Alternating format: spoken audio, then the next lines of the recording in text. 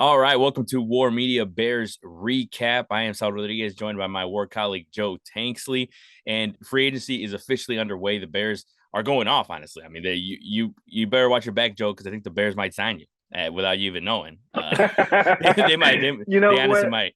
Maybe last year I had a shot, but with some of the guys that they put out there, but like this year they kind of stepping up in class a little bit, Yeah, and it's been kind of interesting to see who the Bears have signed and who they have not signed, yeah. and I think it's kind of telling, for how Ryan Poles is going to pursue rebuilding this team, with the decisions that he's made so far in free agency. So, some head scratchers and a lot of questions to asked and answered, but so far so good.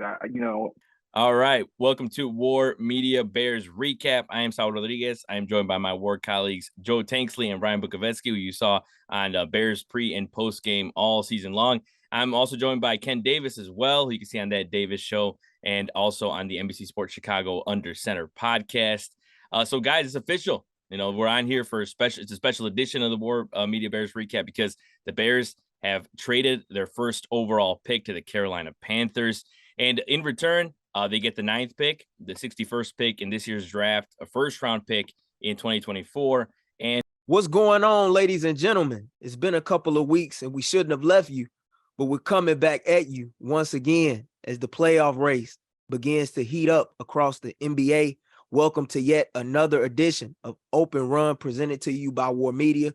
I'm your host, Gabriel Wilkins, and I'm joined by none other than my co-host and senior writer here at WARR Media and go-to man on all things when it comes to hoops, and Josh Hicks. What's been going on with you over the last week or so since we last recorded? We done had a lot of epic games, a lot of hot storylines that we're going to take our time to discuss in this week's episode, such as the firing of a well-respected veteran head coach out in the Eastern Conference, a 71-point game from Damian Lillard, and much more, as we'll get into that just a bit prior to us also discussing the state of things with the Bulls near the latter portion of the show.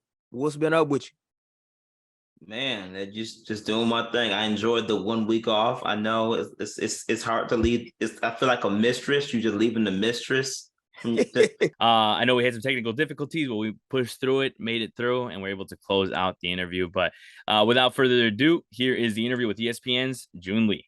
All right, welcome to the interview portion of the pod. Today, we're excited to be joined by ESPN staff writer June Lee. Thanks for joining us, man. Really appreciate it. Yeah, thanks for having me on. Of course.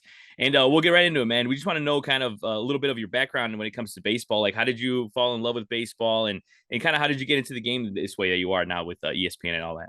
Sure. Yeah. So I moved to the United States when I was 2 months old, and we moved to the Boston area. My dad was doing his PhD at Boston University, and I kind of grew up in the time that breeded the most obnoxious generation of sports fans ever.